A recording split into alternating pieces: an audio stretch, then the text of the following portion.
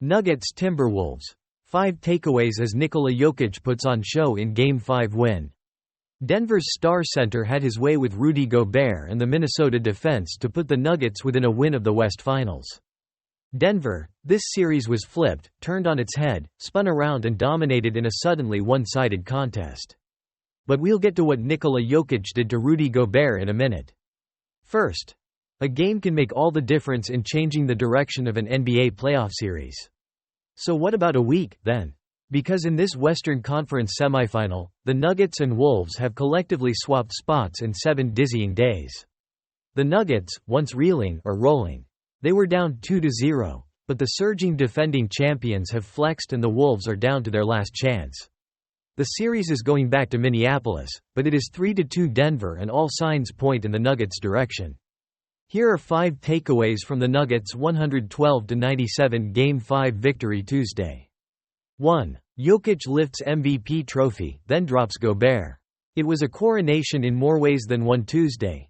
Jokic officially accepted the Kia MVP trophy from Commissioner Adam Silver, then showed why he was worthy of it for the 3rd time in 4 years. His takedown of Gobert on the same night will be remembered for how rude and timely it was. The Nuggets needed this from their multi-skilled center to seize control of the series, and it happened against the freshly named Kia Defensive Player of the Year. What we learned is that not all trophies are created equally. As good a defensive player Gobert might be, he does not have a history of stopping Jokic, and nothing changed in that regard in Game 5. Jokic scored 20 of his points against Gobert, going 8 for 9 against him by scoring on finger rolls, up and unders, hook shots, bank shots and outside jumpers. He threw nifty passes, full-length, pocket, and backdoor ones, in an overall masterclass by someone who, at this pace, could make a claim to be top 10 all-time. He probably belongs to Mensa, said Nuggets coach Michael Malone, saluting Jokic's hoop awareness. He probably doesn't know what Mensa is.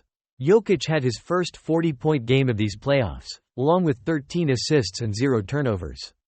In defense of Gobert, no one in the last 5 or so seasons has managed to silence Jokic, especially when it mattered. "I just laugh, that's all I can do," said Wolves star Anthony Edwards.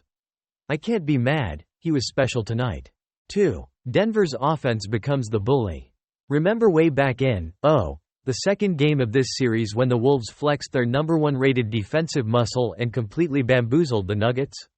Well, guess who's the heavy now?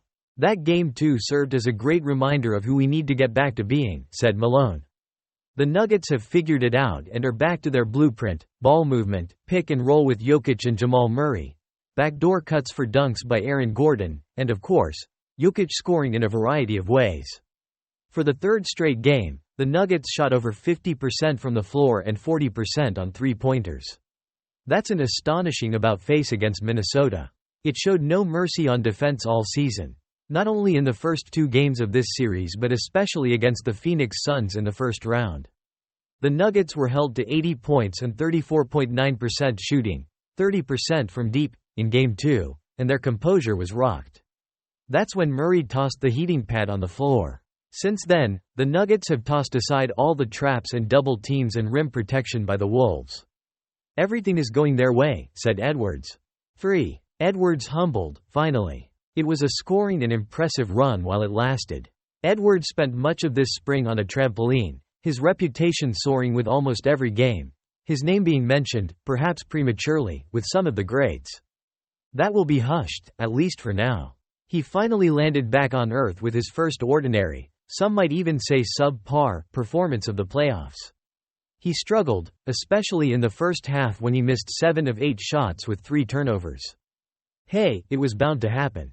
And what an untimely one it was for the Wolves, who entered the game on their heels and exited it on their backs. Edwards had 340 pieces in his previous 5 playoff games. He had a hard-fought 18 Tuesday. If he follows his latest performance with something similar on Thursday, he might need to wait until next season to atone. The absence of Minnesota's veteran point guard allows Denver to focus its full defensive attention on Anthony Edwards. 4. Mike Conley was missed. The veteran Wolves point guard was a scratch due to a sore Achilles which he suffered in the closing moments of Game 4. With just one off day between games, Conley won't have the luxury of much rest. which is paramount for that type of injury. So there's a chance he could miss Game 6 as well. That's a tough blow for a Wolves team that, until now, has had relatively good health with the prime players in the rotation. Nickeil Alexander-Walker was decent as a replacement, but he's more effective coming off the bench, not commanding the 39 minutes he was given Tuesday. 5. Paging Michael Porter Jr. Somehow, the Nuggets have won 3 straight rather convincingly without much from their third 20-point scorer. Porter was ineffective again Tuesday, missing 8 of 10 shots for 6 points. This is on the heels of a quiet 4-point outing in Game 4. What's surprising is Porter was sensational against the Lakers in the first round. LeBron James admitted Porter was one of the reasons the Lakers lost in 5 games, only to become a non-factor now. One sequence summed up his night in this series. Porter tried to shake free of the defense, pulled up for a jumper and airball. His flaws, mainly related to an inability to create off the dribble, are showing. The Wolves aren't allowing him room on the catch and shoot, unlike the Lakers. But the Nuggets are in control regardless. Minnesota must win 2 straight games. What are the odds of the Wolves pulling that off twice in a single series, against the MVP?